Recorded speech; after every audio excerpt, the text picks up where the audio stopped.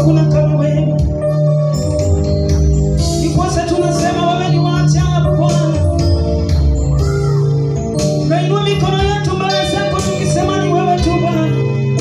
Hakuna kama wewe Bwana. Asante Bwana.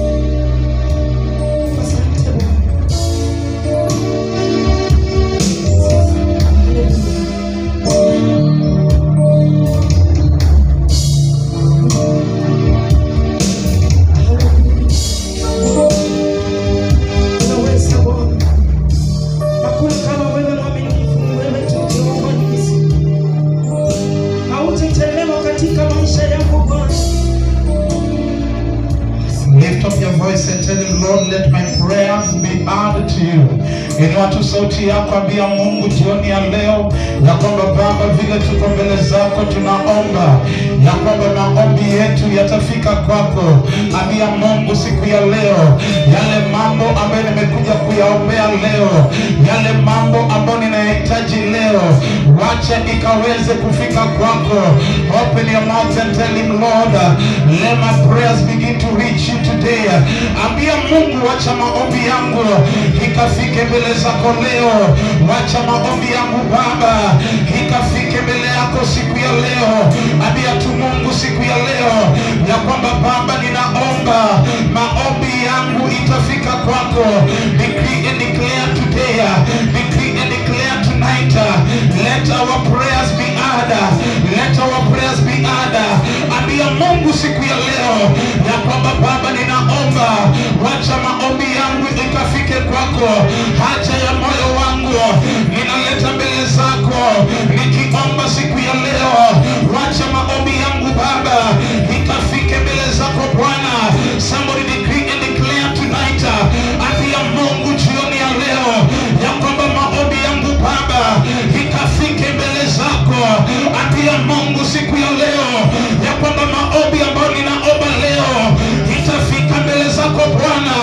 Ninaomba siku ya leo, wacha maombi haya yakafike mbele zako.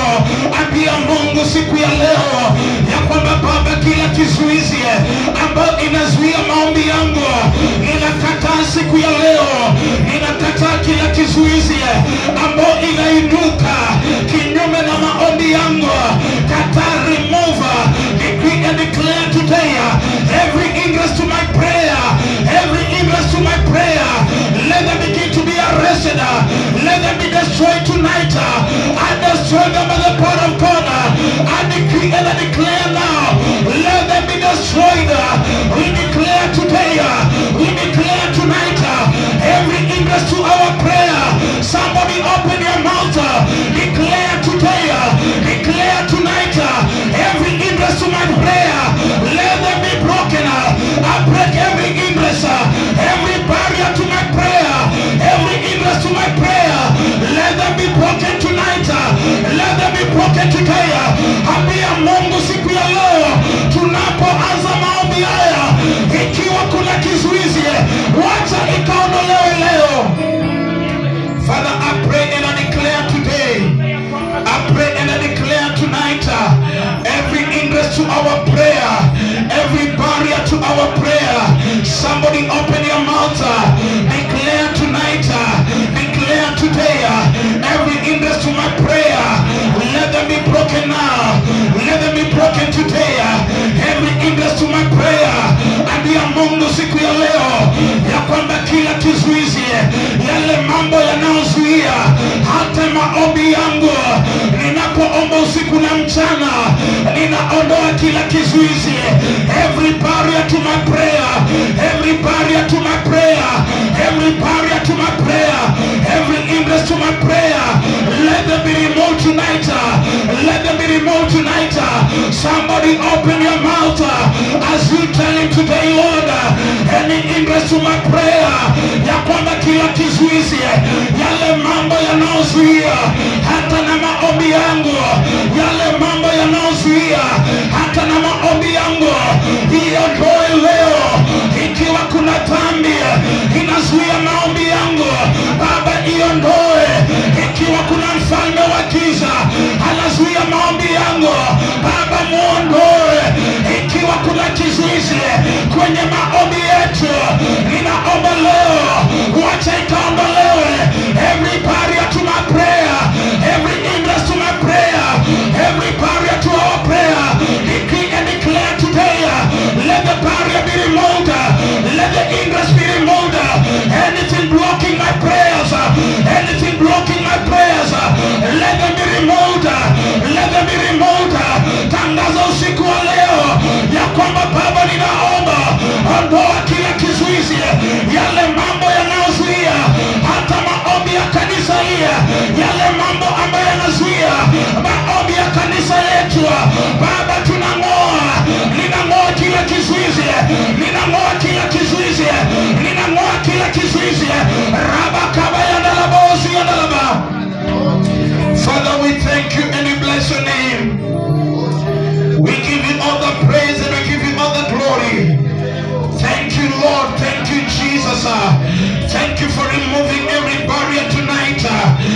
Thank you for removing every hindrance tonight.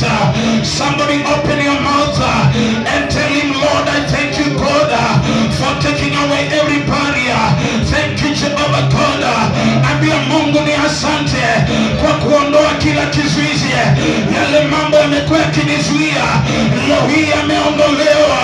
Yale mambo yamezuia maombi yako, leo hii tunayaondoa. Iwe ni laana ya kwenu, ninavunja leo. Somebody open your mouth, decree and declare tonight, every curse blocking my prayer, kila laana inayozuia maombi yangu, Baba iondoe leo. Let the curse be broken. Let the curse be broken. Any curse blocking our prayers, we remove them today.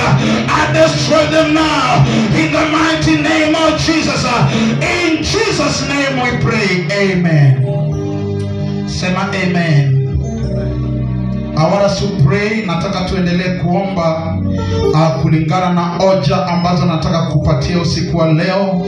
Our prayer point comes from the book of 2 Timothy chapter number 4 verse 18. Timotheo wa pili mlango wa 4 mstari mdogo wa 18. 2 Timothy chapter 4 verse number 18. Let me tell you, there is no accident in spirit. Everything that happens, they are always calculated in spirit. And that is why we have to pray. And I will never stop praying these prayer points until all of you begin to testify, until all of you begin to receive your miracle, until all of you receive your breakthrough. The Bible says in the book of 2 Timothy chapter 4 verse 18, the Bible says, the Lord will deliver me from every evil attack and bring me safely into his heavenly kingdom. All glory to God forever and ever. Amen. Biblia inasema yes, and the Lord will deliver me. Ya kwamba Mungu atanikomboa. The Lord will deliver me from every evil attack.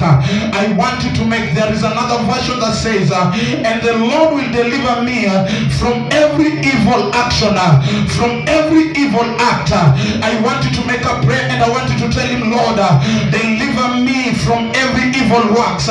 Deliver me. Ambia Mungu ya kwamba Baba nikomboe na kila kazi ya uovu, nikomboe na kila kazi mbaya. Decree and declare today, decree and declare tonight, deliver me from evil works, deliver my job from evil works, deliver my children from evil work. Somebody decree and declare, decree and declare today. I pray by the grace of God, deliverance from evil work. Apia Mungu jioni ya leo ya kwamba Baba nikomboe na kila kazi ya uovu, nikomboe na kila mitego ya uovu, nikomboe na kila mishale ya uovu. Apia Mungu jioni ya leo nikomboe Baba. Deliver me tonight, deliver my job, deliver my children, deliver my family, deliver my house, deliver our church from every evil attack. Somebody decree and declare, let there be deliverance, let there be deliverance tonight in the name of Jesus. Open your mouth, pray tonight. Ambia Mungu nikomboe na kila mambo ya uovu, ile kazi ya uovu ambayo inafanywa kinyume yangu, yale mambo mabaya yanafanywa kinyume ya huduma huo. Baba tuokoe leo. Ambia Mungu niokoe na kila maovu. I pray and I declare, let there be deliverance from every evil worker. Let there be deliverance. Jehovah our God, deliver our lives. Somebody open your mouth, pray tonight, pray today. Tell him, Jehovah God, deliver me from evil works. Nikomboe na kazi ya uovu, nikomboe na mitego ya uovu. Deliver me from evil attack. Decree and declare today, oh Lord my God, deliver me tonight. Deliver my children, deliver my marriage, deliver my job, deliver my wife, deliver the church from evil attack. Decree and declare, let God deliver you tonight. Somebody open your mouth and pray. Keep on calling on God. Keep on praying tonight. Keep on praying this night.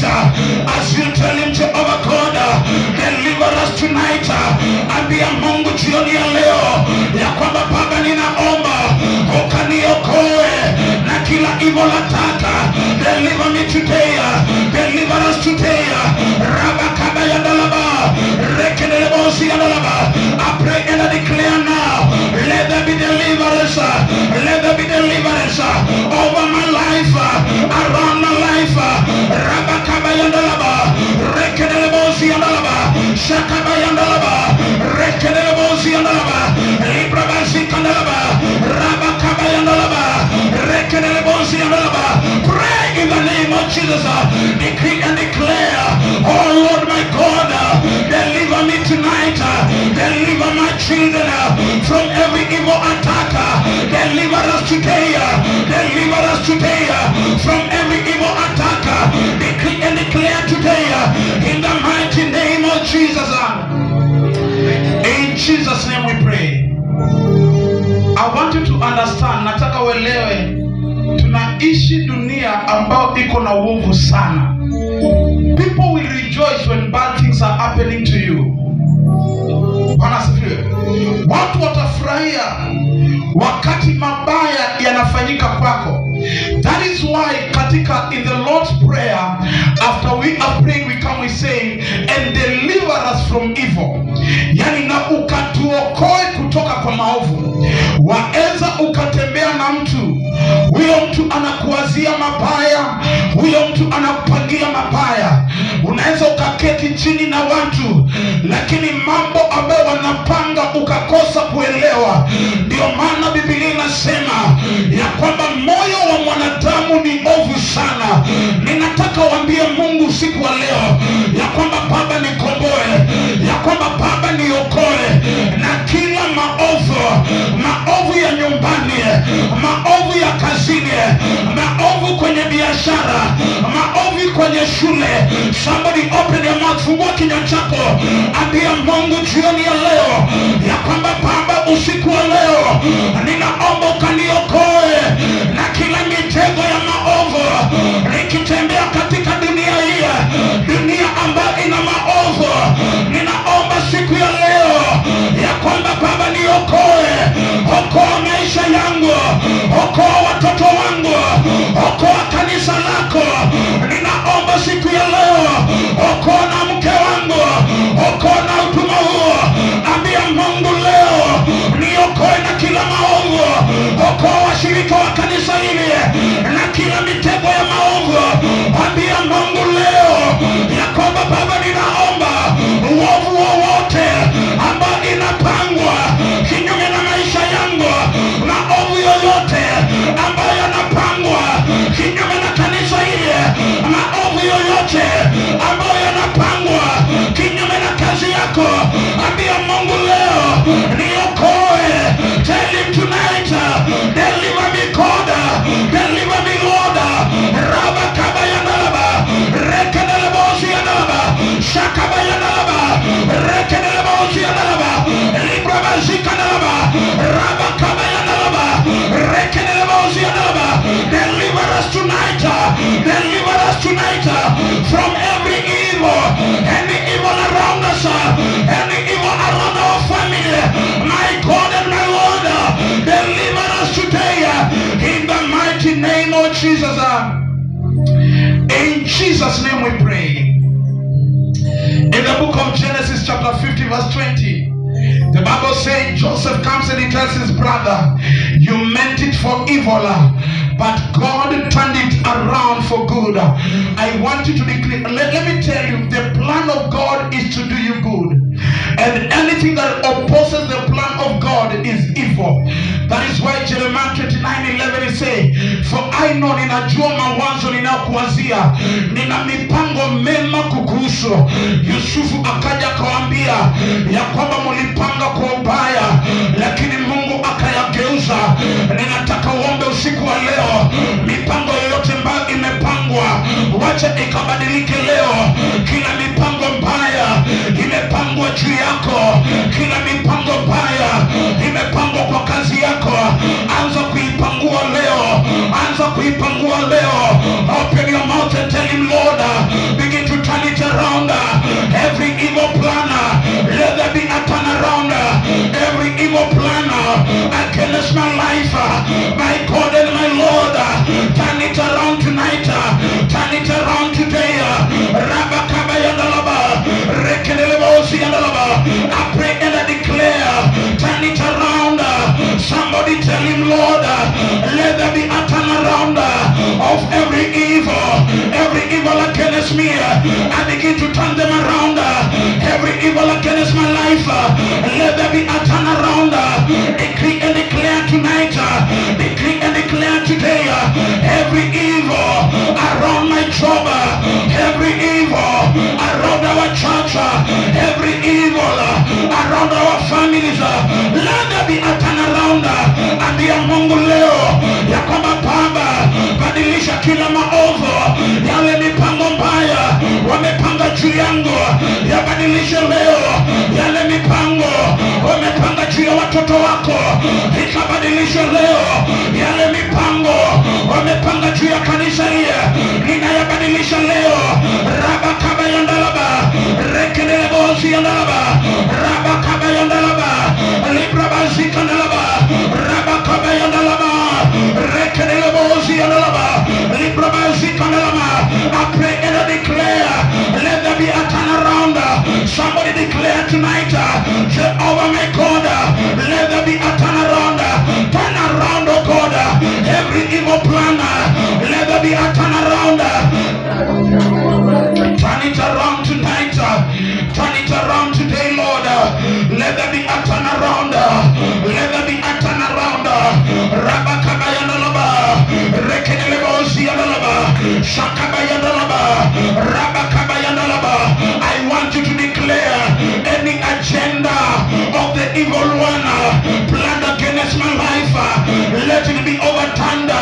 Every agenda of the evil one planned against me, I overturn it now. Somebody open your mouth, decree and declare tonight, every agenda of the evil one, let it be overturned.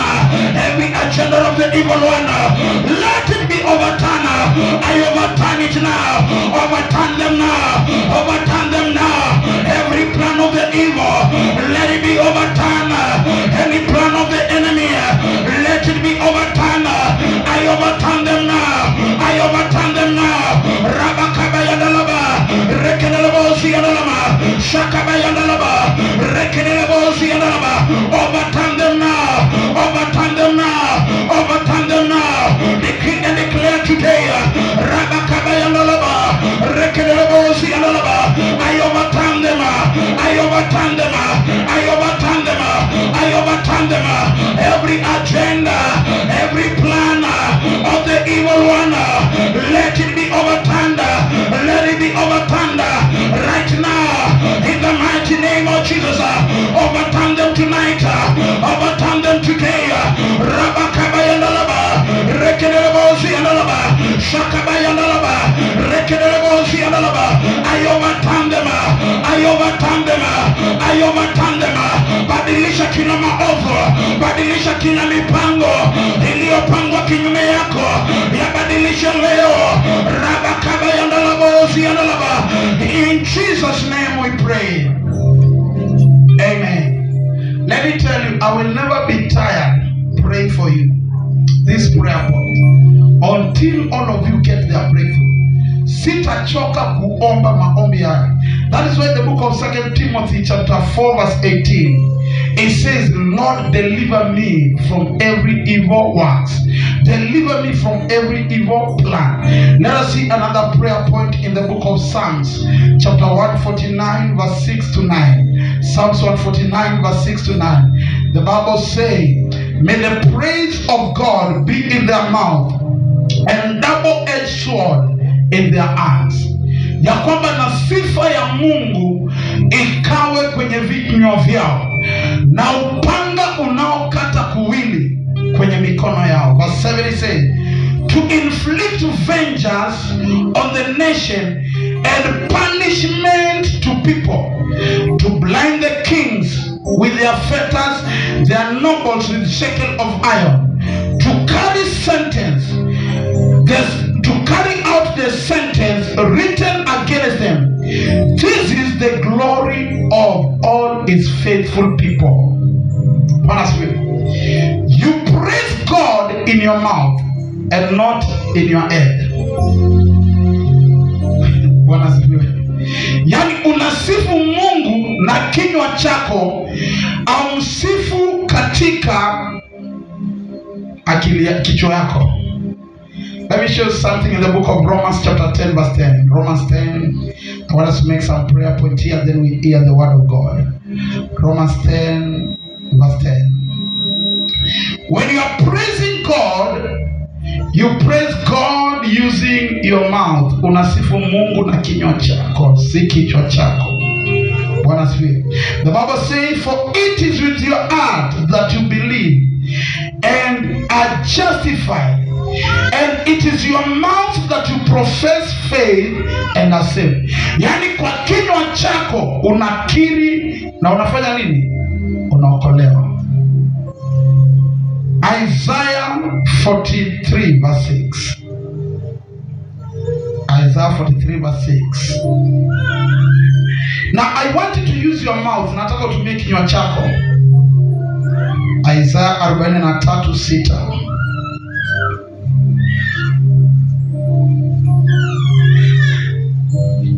Isaiah 43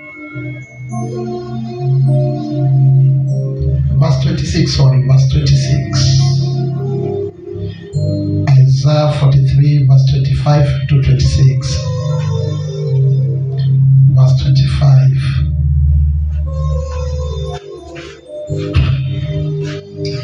Isaiah 43 verse 25 to 26. I want to show you something here. Biblia inasema,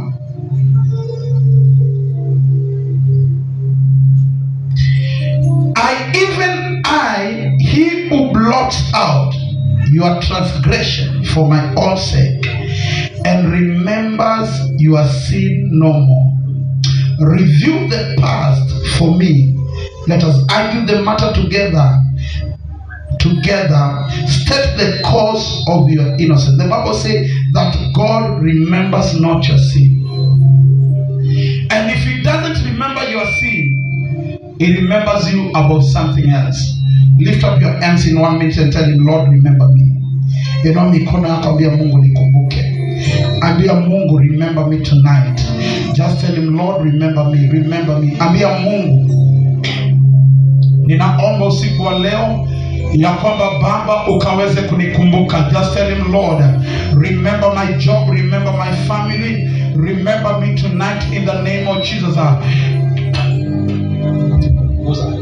Decree and declare tonight, let God begin to remember you. Let God begin to remember you. Ambia Mungu, usiku wa leo Baba ninaomba ya kwamba Mungu utaweza kunikumbuka. Utakumbuka maisha yangu, utakumbuka biashara yangu, utakumbuka. Somebody pray and tell him, Lord, remember me tonight. Open your mouth and tell him, Lord, remember me today. Remember me in the name of Jesus. Tell him, Lord, begin to remember me. Ambia Mungu usiku wa leo ya kwamba Baba ninaomba ya kwamba Mungu utaweza kunikumbuka. Let God remember me. Let God remember you. I pray and I declare today, ninaomba usiku wa leo, may God remember me. May God remember the church. He's not going to remember our sin. He's not going to remember our transgression. But God is going to remember us. Open your mouth and begin to pray as you tell him today, Lord, I pray, my God and my Father, remember me, Lord. Remember me in your mercy. Remember me today.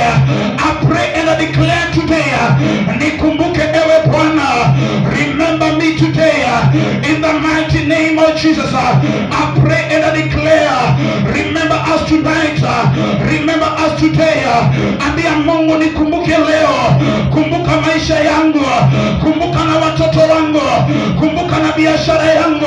Rabakaba yandalabo si yandalaba. Rekelebo si yandalaba. remember us tonight. Tukumbuke siku ya leo. Ewe Baba, ninaomba ya kwamba Mungu utatukumbuka. Ninaomba leo, kumbuka watoto wako. Ambia Mungu, ninaomba ya kwamba Baba ukanikumbuke siku ya leo. In Jesus' name we pray. Amen. I want us to make our last prayer point, then we receive the word of God. Confirm every other mic is off except mine. I want us to make another prayer point. As we make another prayer point, I know God is going to bless us. May God touch somebody to remember to bring me water. That is also a prayer point for me. In the book of 2 Corinthians, chapter number 10. 2 Corinthians, chapter number 10, verse number 4 to 5. There is water in my office. 2 Corinthians, chapter number 10, verse number 4 to 5. The Bible says, the weapon we fight with are not weapons of the world. On the contrary, they are divine power to demolish strongholds. We demolish every imagination. Yani tunavuta chini kila wazo. I want you to make a prayer and I want you to tell him, Lord, any evil imagined against me, let it be overturned. Yani maovu yoyote mtu amefikiria kunihusu, Baba ibadilishe leo katika jina la Yesu. Ambia tu Mungu siku ya leo ya kwamba maovu yoyote ambao wamewaza juu yangu, wamewaza juu ya watoto wangu, wamewaza juu ya kazi yangu, yabadilishe siku ya leo. Overturn them today. Let them be overturned. Let them be overturned. Somebody pray, decree and declare. Overturn them in the name of Jesus. Pray and tell him, Lord, maovu yoyote yamewazwa juu yangu, any evil they have imagined against my life, overturn them now. Overturn them tonight. Overturn them right now. Let it be overturned. Somebody open your mouth and pray. Ambia Mungu siku ya leo ya kwamba Baba, overturn them, overturn them, overturn them right now. Overturn them in the mighty name of Jesus. In Jesus' name we pray. Amen. Inua mikono yako juu, ambia Mungu ni asante. Just tell him thank you, Lord, for hearing our prayer. Tell him thank you, Lord, for answering our cry. Ambia Mungu ni asante kwa kutujibu usiku wa leo. Mwambie tu ni asante kwa kusikia maombi yetu. Ambia Mungu ni asante manake Bwana umesikia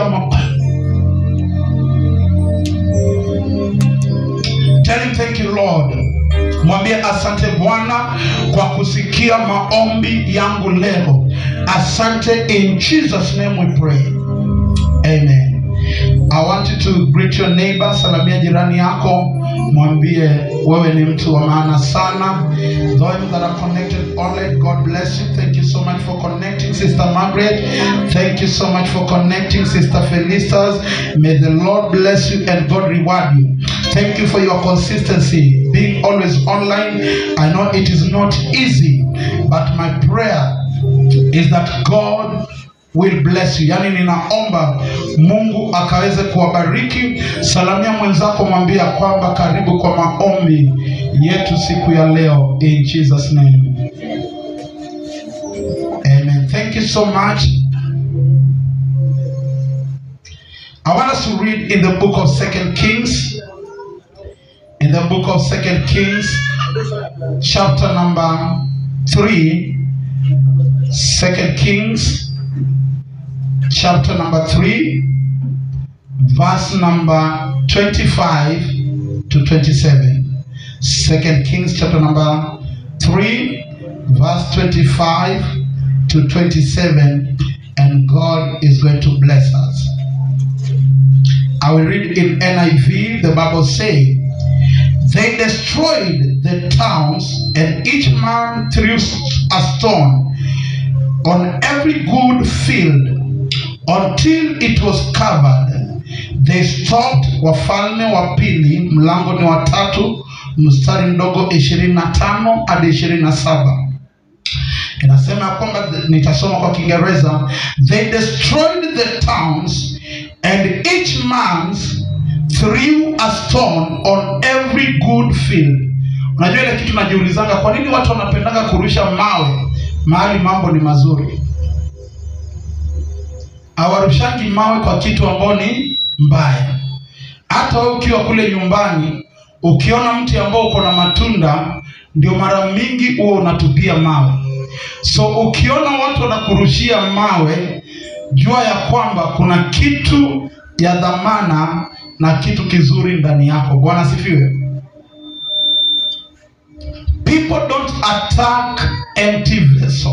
Watu hawavamii vitu ambazo hazina dhamana.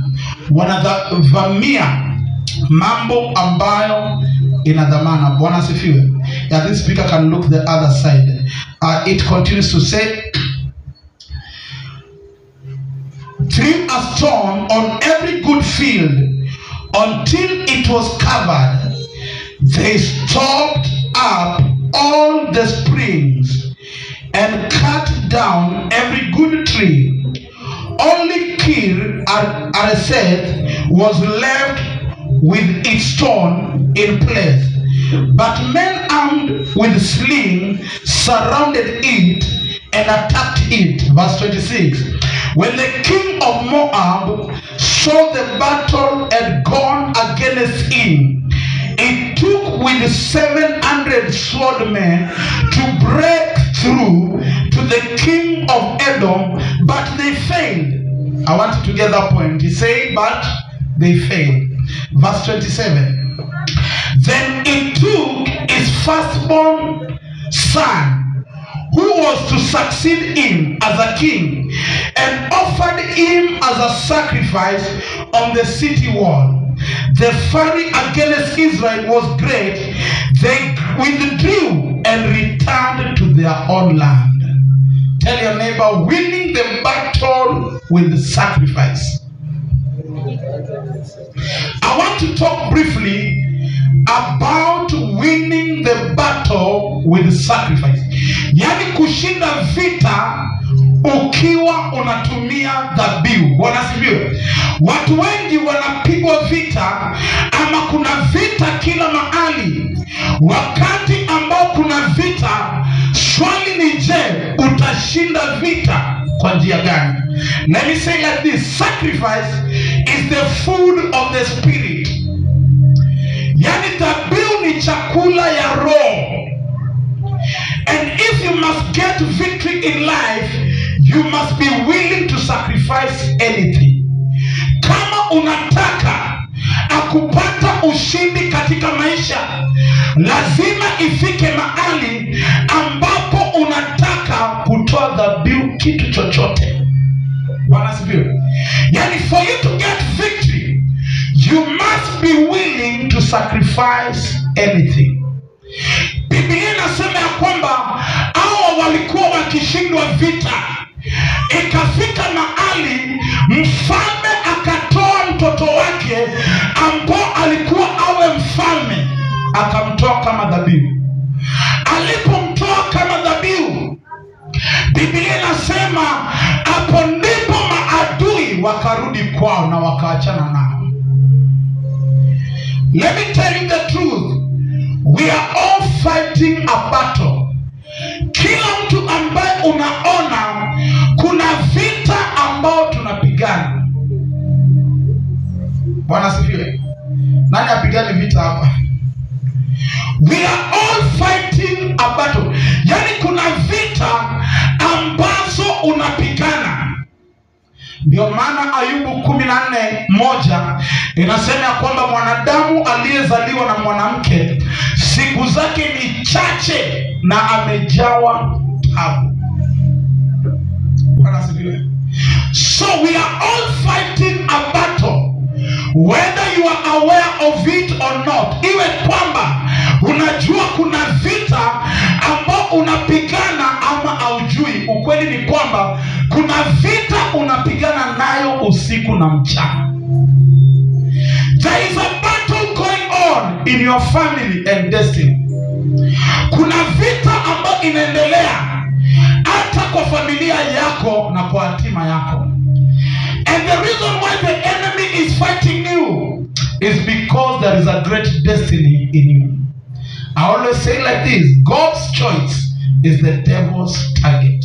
Yani kile Mungu amechagua ndio kile adui huwa analenga. Kwa nini adui anakulenga? Anakulenga kwa sababu Mungu amekuchagua wewe. Unajua, kama Mungu angekuwa amekuchagua, hata shetani hana kazi ya kupigana juu yako. Angekuacha because wewe ni wake. Bwana asifiwe. So lazima uelewe ya kwamba kuna vita ambazo tunapigana. Bwana asifiwe. Hata wakati ambao ujauzito wako ulipatikana, unajua kabla hiyo ujauzito wako ipatikane kulikuwa na vita. Science inasema almost 1 million sperms are produced during the process, na ni moja tu ambao uwe inakuwa ni mtoto. So imagine you are a winner. Haujioni kama mshindi? Imagine ukashinda zingine zote ukatokea. So you are not a loser, but you are a winner. So hata kule kulikuwa na vita ambazo zilikuwa zinatokea. The battle started from your mother's womb. When among other eggs, you are the only one that was able to fertilize. Yani vita ilianza hata ndani ya tumbo ya mama yako ndio ukatokea kuwa mtoto. And let me tell you one thing. Your battle may not be my battles. Vita zako haiwezi kuwa vita vyangu. Ndio maana wakati ya kutoa dhabihu hauhitaji kuuliza mtu tunaenda kutoa nini. Ni yako peke yako na wewe na Mungu wako. Bwana asifiwe. Saa zingine naonanga watu wakikaa nasema tutoe nini? Tutoe nini? But ule mtu ambaye anajua ya kwamba ile vita jirani yako anapitia inaweza kuwa kwamba sio ile unapitia. Labda ile kitu ambao unapigana nayo, mimi nilipigana nao jana. Bwana asifiwe. Na sisi nilimalizana nao jana, niko na vita kingine siku ya leo.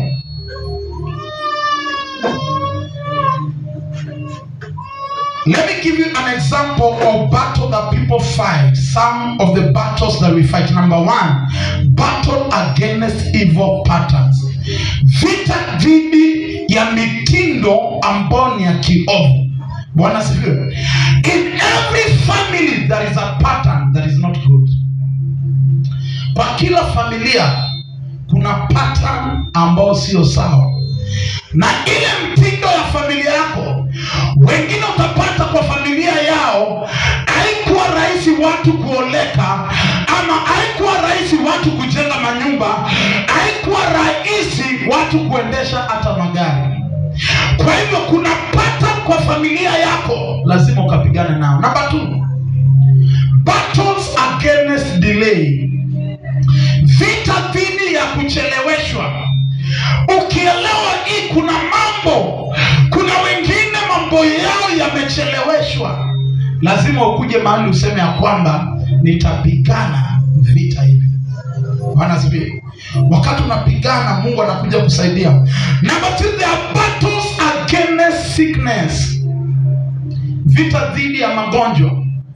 Umeipatenda hospitali alafu wanakuuliza ya kwamba kwa familia yenu, je, kuna mtu ambaye amewahi kuwa na hii shida? Na ngoja siku ile mtu ataulizwa kwa familia yenu kuna mtu amewahi kuwa tajiri. Kwa nini ukiwa maskini unaulizanga je kwa familia yenu kuna mtu ambaye amewahi kuwa tajiri? Lakini wakati uko tajiri hawataki kujua yale mambo ambayo yametokea. So kuna watu, kuna ugonjwa fulani ambao ni ya kwenu nyumbani, lazima ukadili nayo.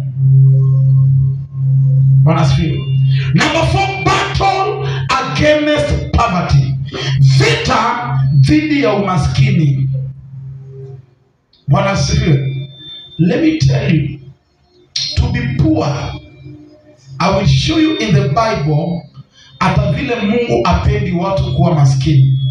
That is why the Bible says he made himself poor that we may be rich. Yani Mungu, Yesu mwenyewe akafanyika maskini ndio mimi na wewe tuwe tajiri. Ni vipi tuko ndani ya Mungu lakini bado kuna ka umaskini? Unapata umaskini huu ni kavita ya nyumbani. Ukijaribu chochote hakuna kitu inaendelea. I was talking to a lady na akawa ananiambia ya kwamba alisave pesa. Baada ya kusave akajua kwamba anaenda kujenga nyumba. Wakati alikuwa amesave pesa akijua wanaenda kujenga nyumba, bahati mbaya bwana yake akakuja wakati ya World Cup siku fulani, akachukua ile pesa na akabet nayo, na hivyo ndio ile ndoto ya kuwa na nyumba ikapotea. Bwana sifiwe. But let me tell you, betting is a demonic thing and is something ambayo itakuleta kwa maskini. So karoka na kuingia, unapata pesa lakini kanakuambia hebu wekelea hapa, na mahali unawekelea kanaenda. Bwana asifiwe. Unajua sisi kama watu ya Arsenal hatufuatangi vikombe. So unapata hiyo siku unapata Arsenal limewekwa na Chelsea, alafu unasema wacha niekelee Arsenal kichwa kwa sababu Arsenal itafunga Chelsea. Na Arsenal mwisho wa siku utapata tu kamegongwa, kakisha gongwa. Ndio maana watu ya Arsenal ni watu ambao wana roho ngumu, si rahisi wavunje roho. Bwana asifiwe. Yani the battle against poverty. Na hii vita lazima ukapigana na. Bwana asifiwe. There are battles against unfruitfulness. Unfruitfulness. Vita dhidi ya kuzalisha. Kuna mtu atakianzisha biashara leo, hapo ka biashara akawezi kuzalisha. Kuna mtu hata akifanya chochote, hata akiwa na duka, unapata amekula kitu ya duka mwenyewe tu bila kuweka faida. Kama ni kazi, unaona hakuna kuendelea. Watu wanaongezwa mishahara lakini haufanyi nini? Watu wanapandishwa cheo lakini wewe haupandishwi cheo. So I want you to understand that life is full of battles. Ya kwamba maisha imejaa vita. As long as we are alive, we will face challenges and problems. Madamu bado tuko hai, tutakutana na changamoto na tutapatana na shida. Hii si ile injili wakati nahubiri kwa crusade na kuambia kuja kwa Yesu mambo yatakuwa rahisi. Wangapo ambao enda kwa crusade unasikia tu pastor anasema ukiokoka shida yako yote imeisha. Na by the wakati umeokoka ndio mwanzo wa vita. Ninakwambia ukweli. Bwana asifiwe. So madamu bado tuko hai, tutakutana na vita. Every day of life shows up with a challenge. Kila siku ya maisha inatokelezea ama kuonyesha ama inakuja na changamoto. Hakuna siku ambayo haikuji na changamoto yake. But let me tell you, one thing that guarantees the end of battle in our lives is sacrifice. Ile kitu ambaye inatupatia uhakikisho ya vita kumalizika kwa maisha yetu ni wakati tunatoa dhabihu. Maandiko inasema kwamba kulikuwa na vita. Wakati vita vilikuwepo, hao watu walikuwa wakishindwa. Ikafika mahali mfalme akaamua akasema kwamba nitatoa dhabihu. Akatoa mwana wake wa pekee ambaye alikuwa amrithi. Bwana sifiwe. Ndio Mungu akuje aokoe wanadamu. Biblia inasema Yohana 3:16 ya kwamba kwa jinsi Mungu akaupenda ulimwengu. Nobody can do a sacrifice if they don't have love. Hakuna mtu atakayetoa dhabihu bila upendo ndani yake. If you love your life, if you love your family, if you love your children, if you love your job, if you love your business, you will give a sacrifice to secure your future. Certain battles of life do not answer to prayer and fasting. Kuna vita katika maisha, hata ufunge na kuomba unamaliza tu hivi kana kungoja. Acha nikupatie ushuhuda. Kuna siku nilikuwa nimesota sana kwa maisha, na nilikuwa ninaomba nafunga hata 40 days. Nikimaliza kufunga naambia Mungu, achilia tu pesa kwa mikono yangu. Wakati ambao nimemaliza kufunga, hata chakula ya kufungua haiko, inaendelea kufunga. Kuna vita, hazitakubali tu maombi na kufunga, but to sacrifice, zitaitikia kwa dhabihu. Wanasikia? Kuna mambo ndio ibadilike. Lazima ukuje mahali useme ya kwamba hapa lazima itatoa dhabihu. Wacha nikupatie ushuhuda. Kuna jamaa fulani, mke wake akamwangalia, wakapita mahali. Walipokuwa wakipita pale, wakaona pastor ambaye ana struggle. Walipoona mchungaji ambaye ana struggle, wakaambiana ya kwamba wacha tujenge kanisa. Wakapeana mpaka shamba yao wenyewe, wakajenga kanisa. Baada ya kujenga kanisa, ikafika wakati fulani, mtoto wao akagongwa na gari. Alipogongwa na gari, yule mtoto akawa ni mlemavu, angeweza kutembea.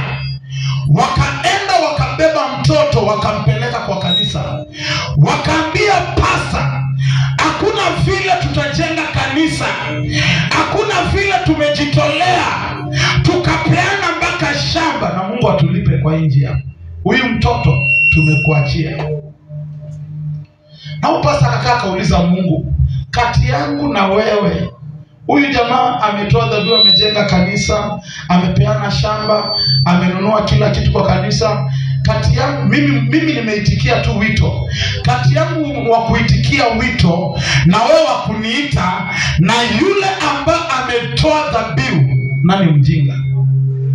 Do you know God had to do instant healing hapo na hapo? Angalia huyu mwanamke, Biblia inasema ya kwamba alitoa nyumba yake, akajengea nabii mahali pa kuishi, akawa anamkaribisha kwake. Wakati ambao alipata mtoto, yule mtoto alipokufa, akampeleka akaenda kwa nabii. Alipoita nabii, ilibidi mtoto aamke. Bwana asifiwe. Kuna mambo ambayo utaona ikifunguka kwa sababu ya dhabihu ambao unatoa. Bwana asifiwe. Let me tell you, sacrifice is one of the weapons given unto men with which to overcome the battles of life. Sacrifice is one of the weapons given unto men with which to overcome battles of life. Yani dhabihu ni silaha ambao umepewa ukashinde vita za maisha hii. If you cannot offer a sacrifice, it becomes hard. The truth be told, this earth is governed by sacrifice. Dunia ambao tunaishi inalindwa na dhabihu. Hebu angalia watu wa dunia. Wakiwa watu wa dunia, wanaweza toa dhabihu kitu yoyote ambacho wataitishwa ili kupata kile wanahitaji. Lakini watu ambao hawajui kujitolea kidhabihu ni Wakristo.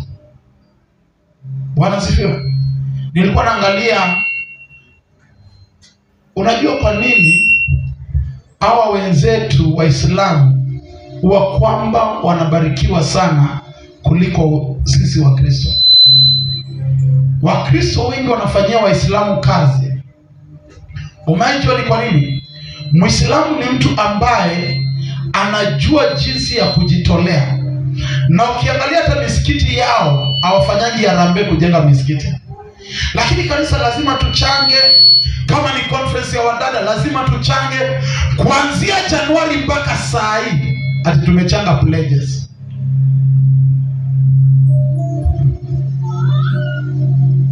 Wanasifiwe.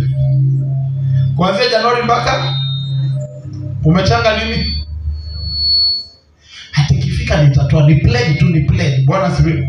Mpaka nikafika mahali nikaangalia nikasema mwachane na hii kitu, mimi nitatoa hiyo pesa na tumaliza hiyo story ya conference. Bwana sifiwe. Katika dunia ya sai, ukitaka kupata mambo fulani, lazima uwe mtu ambaye anajitolea. Bwana sifiwe. At your own time, utasoma kitabu cha Esther chapter 5 verse 4 to 7, Revelation 13 verse 8, Luke 10:19, Psalms chapter 50 verse 5, Esther chapter 5 verse 4 to 7, Revelation 13 verse 8, Luke 10 verse 19, and Psalms chapter 50 verse 5. I will send you the notes on WhatsApp after this. What gives you victory is not what you know, but what you sacrifice. Ile kitu ambayo inakupatia ushindi sio ile jambo ambayo unajua, lakini ile kitu ambayo unatoa kama dhabihu. Bwana asifiwe. There are people who can even go take the salary advance for even 6 months and decide wanasema I'm going to offer this. There are people who can decide wanasema kwamba naenda kutoa hii kwa sababu. Wengine wanaweza sema kwamba I'm going to give. Yani hiyo dhabihu lazima iwe ni kitu ambacho umekusudia katika maisha yako ndio ushinde vita fulani. Simama kwa miguu yako. Inua mikono yako juu. Ambia Mungu nisaidie kuishi maisha ya kujitolea. Just tell him, Lord, help me to live a life of sacrifice. Ambia Mungu siku ya leo ya kwamba Baba, ninaomba unisaidie kuishi maisha ya kujitolea. Ninaomba ukanisaidie kuishi maisha ya kutoa dhabihu. Somebody tell him, Lord, help me tonight, help me today, Jehovah God, to live a life of sacrifice. Naambia tu Mungu nisaidie leo ya kwamba Baba, ninaomba ukanisaidie nikaishi maisha ya kutoa dhabihu, nikaishi maisha ya kujitolea, nikaishi maisha ya kujitolea.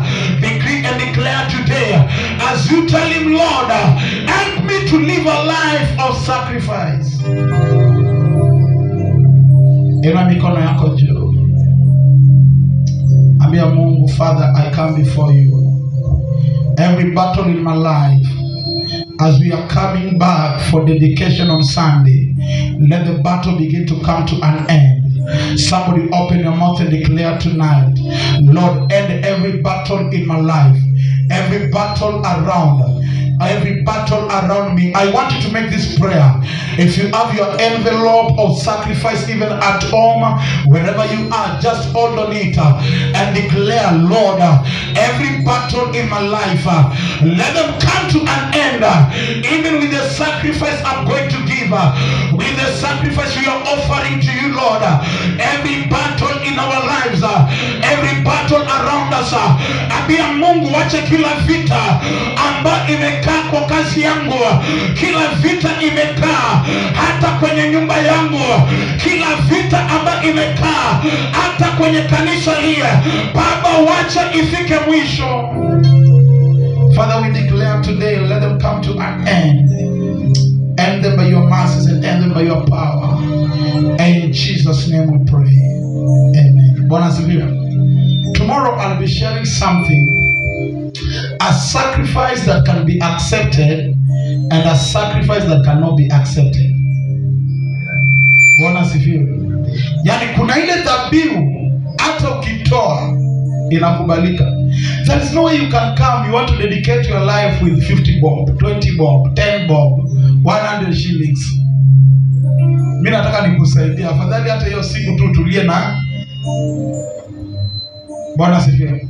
There is no way you can come, you want to dedicate something so precious. Nilikuwa naona huyu baba ya huyu kijana ambaye aliuliwa alipewa 2 million na president, and then people are saying is 2 million worthy of his life.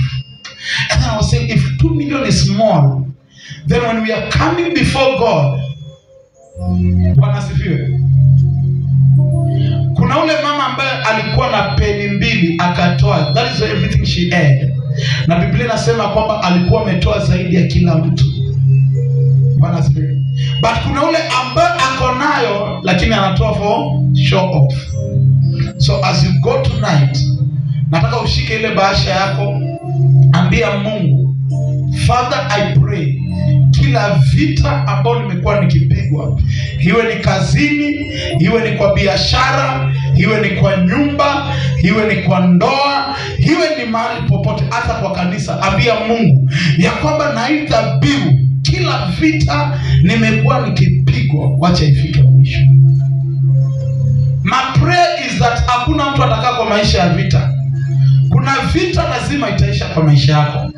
Kuna vita Mungu atamaliza tu. Bwana asifiwe. Nataka uchukue sadaka yako. I want you to take your offering. As you're taking your offering, I want us to give to God. Them that are giving through M-Pesa, our pay bill number is 414-5709. The account is tithe or offering, and God is going to bless us. Father, in the name of Jesus, I declare your blessing tonight. I pray the Lord, even as we give, accept our giving before you. Open doors for us and bless us. Take care of us, O God. As the word says, a gift of a person opens a door for him. I pray with the offerings we are giving today, open the doors for us, O God. Bless us and take care of us, O Lord. I declare of your blessing and favor. In Jesus' name we pray. Amen. Amen. And now may the grace of our Lord Jesus Christ and the love of God and the fellowship of the Holy Spirit be with us now and forevermore. I want you, wakati unachukua ile bahasha yako tonight, enda ombea na anza kuuliza Mungu, what am I sacrificing? What am I giving as a sacrifice? You know, a sacrifice is something that leaves you with pain.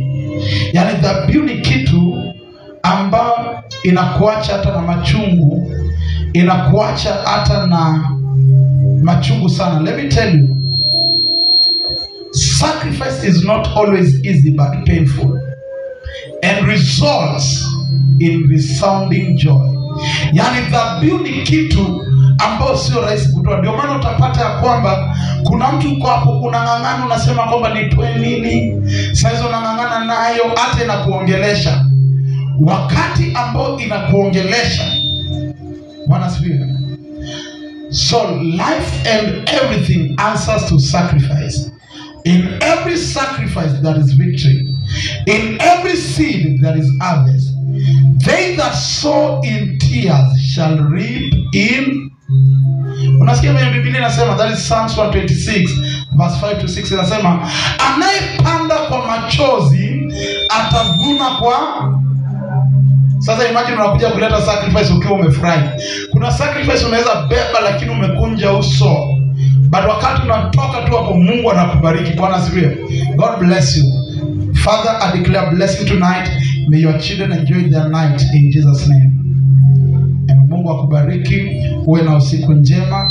I will send the notes on WhatsApp. God bless you. Ninawapenda sana na watakia baraka. Salamia mwenzako, mwambie pastor ananipenda sana. Ya salamia mwenzako, ringie kidogo, mwambie pastor loves me. Ongea naye kizungu, mwambie loves me.